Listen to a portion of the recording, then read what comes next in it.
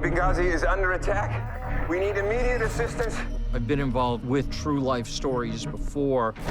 This is one of those where no aspect of the truth needs to be shaved off because it's inconvenient to the story. We gotta move! We have no jurisdiction in this country. We're not even supposed to be here. Losing the initiative. Stand down!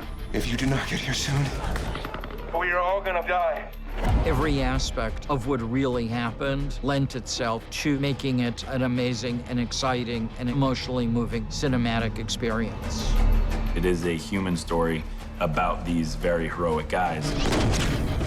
The movie has a very bold visual style. It's sort of visceral and confronting. Chris!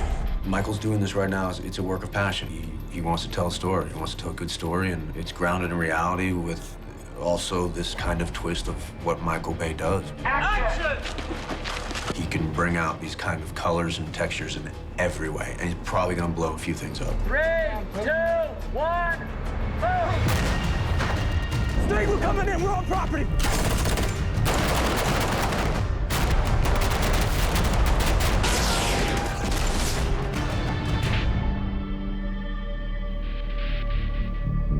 I think 13 Hours is an important story because there's a lot of danger in the world, and people are fighting to defend our country every day. And to bring those stories to life and to tell them with integrity, I think is a really important thing. One of the reasons that I was so excited about Michael Bay directing 13 Hours was because Michael had a great dedication to telling the real story of the actual events. 2, 1, and action. Listen up, homie. No one needs to go, but we are the only help they have. There's a lot of pressure on everyone to get it right, and we have a tremendous leader. His attention to detail is unbelievable, and he's so committed to doing it properly. Oh, yeah, come on, come on. Give me scissors. Here, shred his shirt a tiny bit. This is hostile. This is what I do for a living. Oh, yeah, He keeps a tight-knit team around him that have been working with him for a very long time, and he's got a clear idea of what he wants. He feels like a coach. Like, it's just cool. Maybe, maybe roll, you wave to the guys as you go by. You know, those guys. Then it's like we fast cut. Guys are over there jumping the wall. You guys going down the thing, down that way. You got these crazy garages. Remember, there was a soccer game that night. People were fucking into that game. They were still watching the fucking soccer game. When you report for duty with Michael, you're definitely here to work. 3, 2, 1, hop up.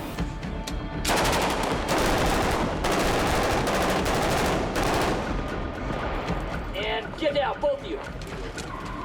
Good, cut.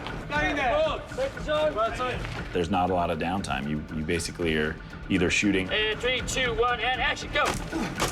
or running. Come in, on me. Or acting, or hopping off a roof or something. Faster, guys. And it's been a blast. I've loved it. Action.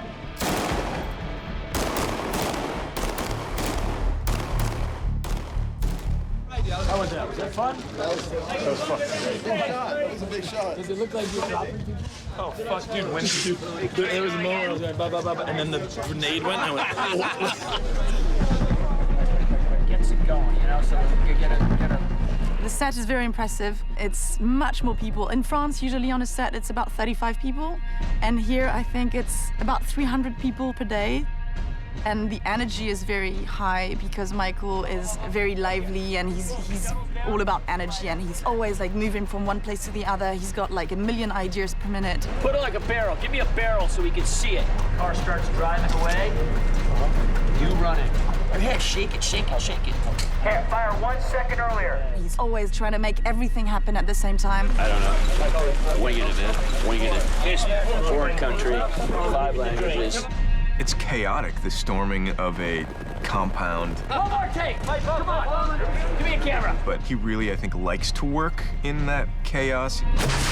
That's how you do it. One more time. Good shot.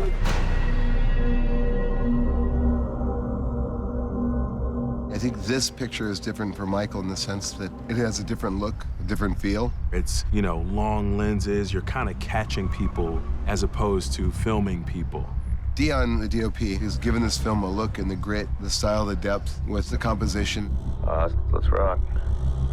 We wanted to create a palette for our characters that they were in an environment that was hostile. And I think this displacement was important, you know, that we felt this world surrounding them was foreign. So for me, incorporating a lot of these artificial light sources, the sort of sodium metal halides, you know, mercury vapor.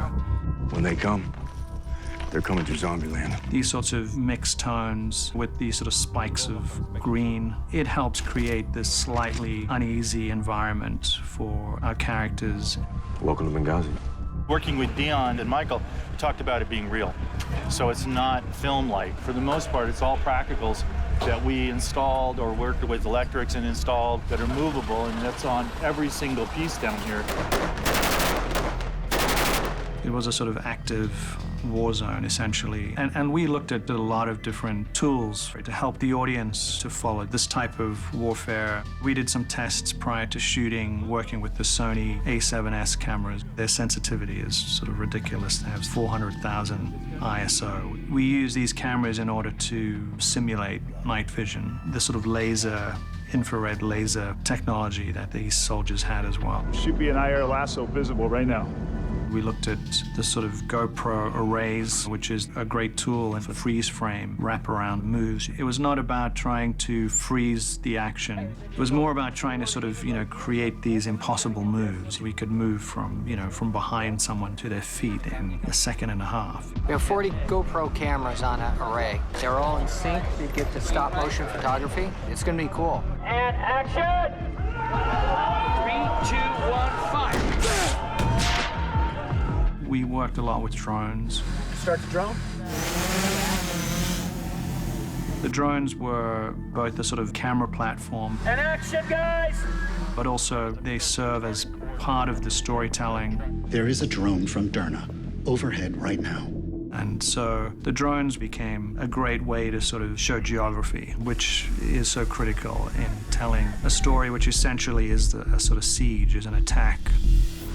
Michael and I discussed a lot this idea of really sort of humanizing these soldiers, of getting close to them. There's guys on those rocks over there. There's nothing there.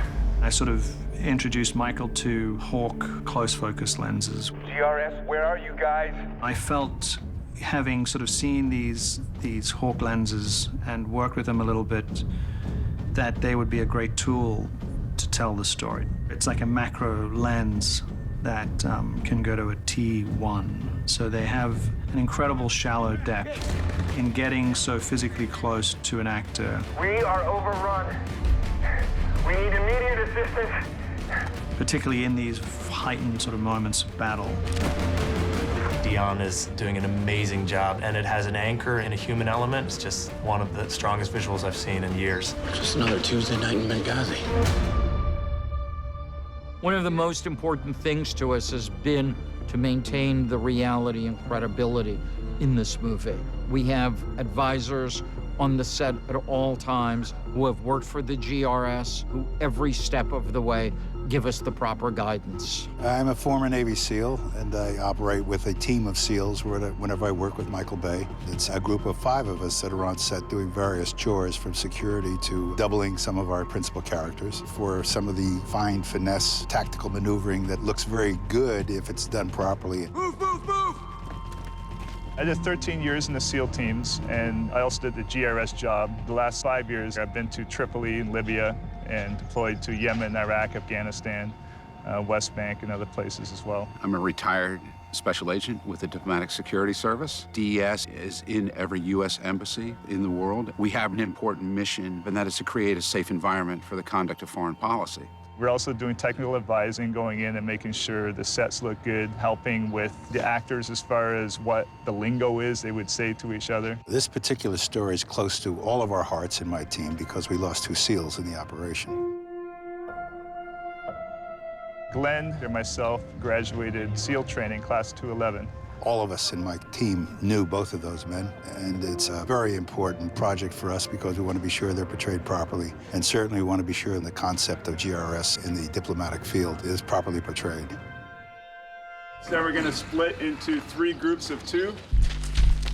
All of the actors went through a boot camp with real SEALs. Will you sweep your guns to the front to the back? Which way do you want to sweep it? Hey, how you guys doing? Right, okay. Aside from physical training, we did a bunch of training with Navy SEALs back in California before we started. The glide, the combat glide that we talk about is so important to make you guys look really professional. And it's not a run, it's not a bounce. None of us knew what to expect. We got an itinerary that said, be ready for PT at 6 a.m., and it wasn't gonna end until the sun went down. I'd been hitting the gym for about 2 months, but I was not prepared for what we were gonna go into. Hey, stop for 1 sec. Yeah, you're pointing pretty much the same direction he is, and you just walked by a window. Okay, so I'd rather have you focus on the window than double cover the front. If you start to get sloppy with, so when you take off a little too soon, he's not quite there enough to cover your ass. They taught us maneuvers and clearing rooms and how to act like a team and how to work as a 2-man team, a 4-man team, a 3-man team. The next guy in line drops off, pulls this window. One of the things that I learned was 60 beats per minute, which is keeping your heart rate at 60 beats per minute if you can. So no matter how intense the situation gets, you try to stay as calm as possible. And you can see it in these guys' behavior that that's the key, because the more panicked you get, the less able you are to do your job effectively. We're creating a scenario where we have a hostage in the house. There's a call for help, and the 2 GRS operators are coming through the door to rescue the hostage safely, quickly, while clearing all the rooms, checking all the corners and hallways. Remember, you don't want to be in this doorway. There you go. And then also, we trained how to do everything from shooting guns to reloading guns, the entire gun experience. Ready, fire. They gave us some really good weapons training. Right. We learned all the weapons that we'll be firing with on the movie. Forward. Eventually, we ended up doing live fire shooting, and like this. We'd give them a sense of urgency, a sense of respect for the weaponry, a sense of respect for the concept of chain of command. They did pretty high-level stuff. You just had to go through everything really fast. We're able to pack it into a 4-day period. You know what's funny is that I've had a lot of weapons training. I shoot a lot, and so on the last day, they had all these steel targets up, and I was like, all right, guys, get your wallets out. Let's do this, right? And I thought I was going to clean up. Yeah. It's all about that instinct. Use the instinct. Bust them. No. Very well, you bring the round.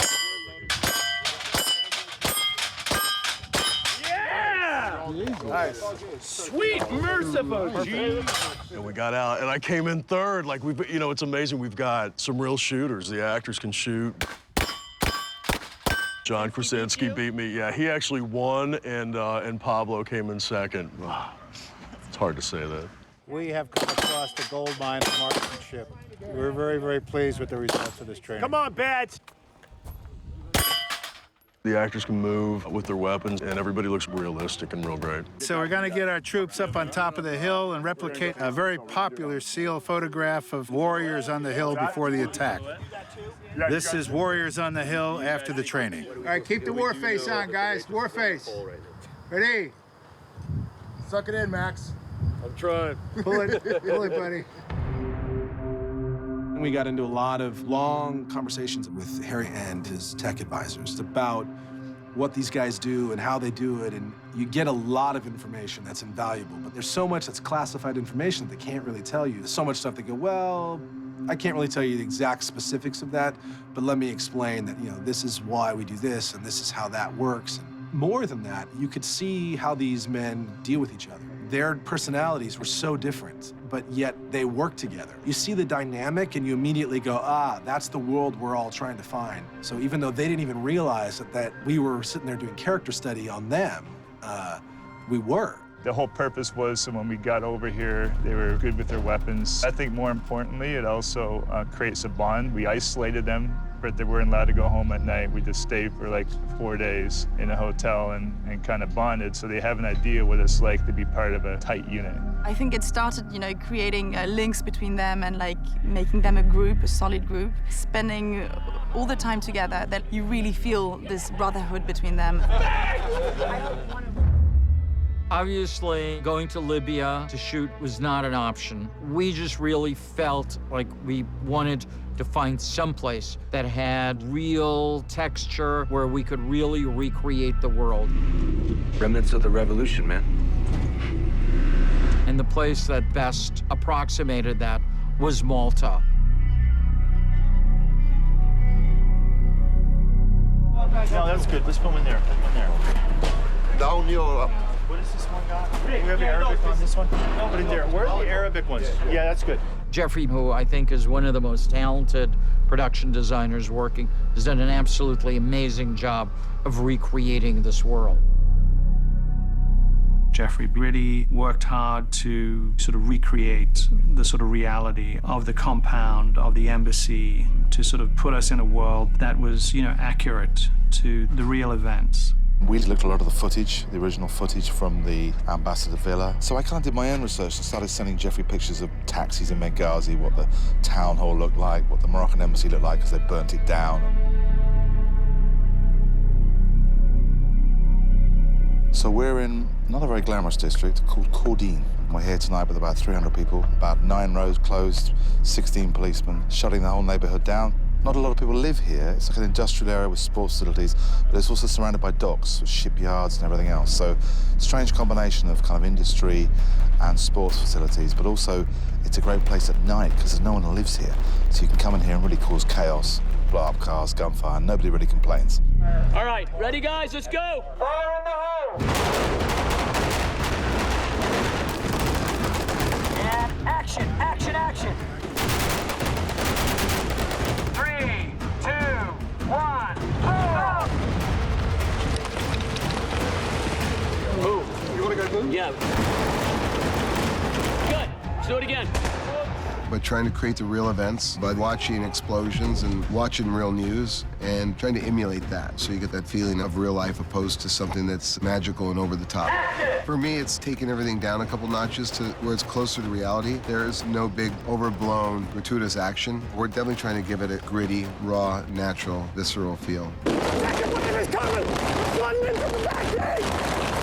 The actors, they were very good. They were very into it. The big effects and big explosions, they listened well to what we were telling them. That makes sense. Which enabled us to get them safely where we wanted them amongst the mess. It's up in your face and cathartic at times.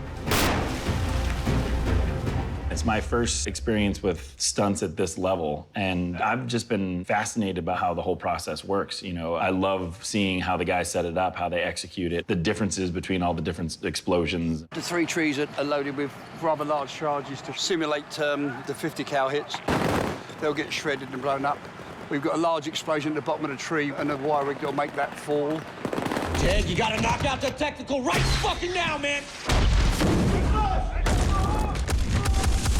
Just finding out how you do, you know, bullets in a wall and how they rig that and stuff has been fascinating to watch.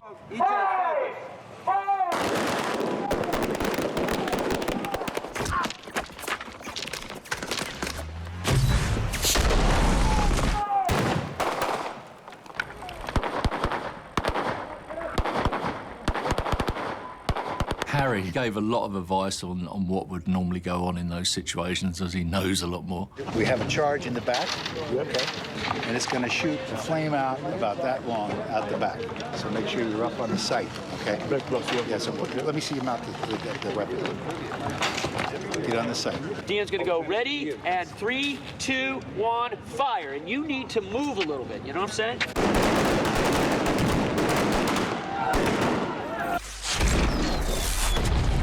We had total collaboration with Kenny Bates and the stunt performers because in such a production that we did and the effects that we had and the explosions we were using. Okay, just so everyone understands, I'm gonna say ready, and fire. 1, 2. On 2, you're hitting that thing, because it takes 2 seconds to get there, okay?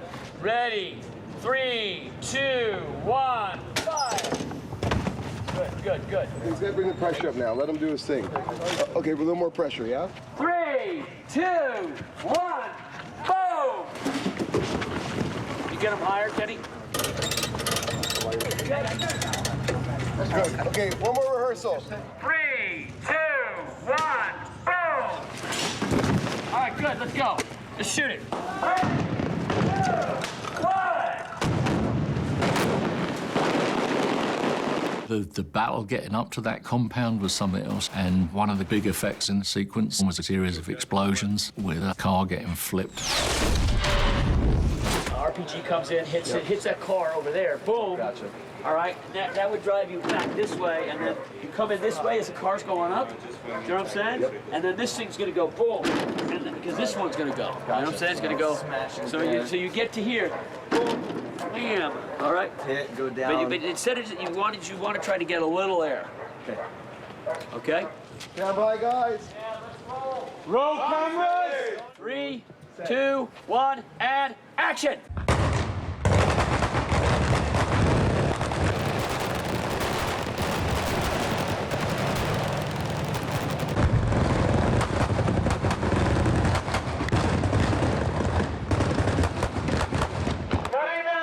Michael is very experienced in this world of big special effects and explosions. Yeah, we just miss it, but then kind of go down with it, okay? Just so it doesn't hit you, okay? So, watch it, miss it, go down with it. With it, yes. Jdeš s tím na zem, ale. Teda, jak ono to jde na zem, ty jdeš. And then in the movie, we'll kill you. It's always complex. You know, you've got to be prepared. You know, you can't just let these things off randomly. There's real force that comes out of these things. It's not so fast. It's like 1/1002. Show them the video. Show them the video. I'm doing my legal duty by trying to tell them as much as I can in 5 different languages. Safety is first. There's 3 parts of that explosion. It was split in half, and the engine will be propelled out of the bonnet in that direction. Got to double up on the air protection on this one. All right, everyone on their marks, and roll camera. Roll IMOs. 5, 4, 3, 2, 1,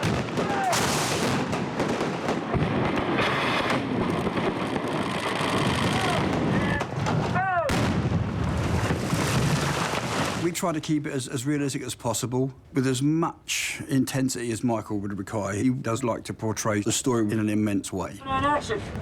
Take on your right.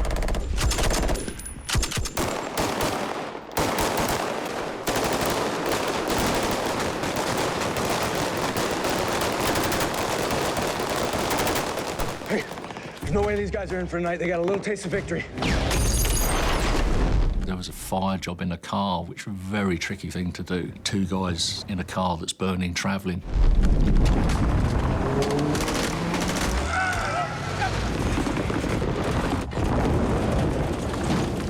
The big explosion with the bus at the end was quite a big thing. We put a fireball up 280 foot in the air, literally ripped the bus apart with a couple of huge great snatch rigs and cranes.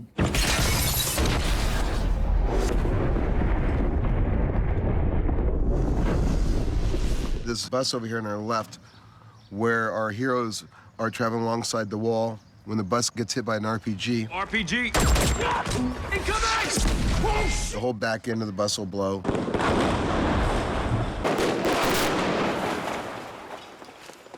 Keep pushing. And our guys will cower against the wall, debris in the air. Shit! I mean, there's no substitute for actually having stuff blow up around you, rather than saying, we'll put that in post.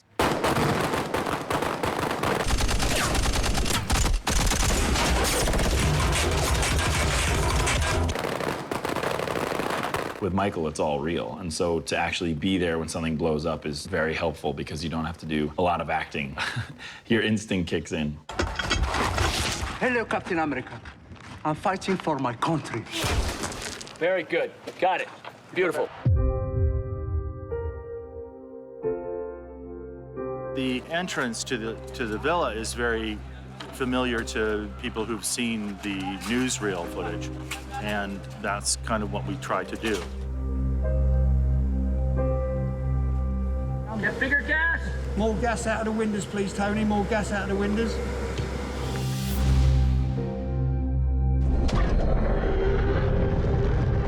We had a building that had to be burnt and viewed from the inside, the villa, as they call it. That had to be designed as a firebox, so we could have a work crew working in there safely without ceilings collapsing and things like that.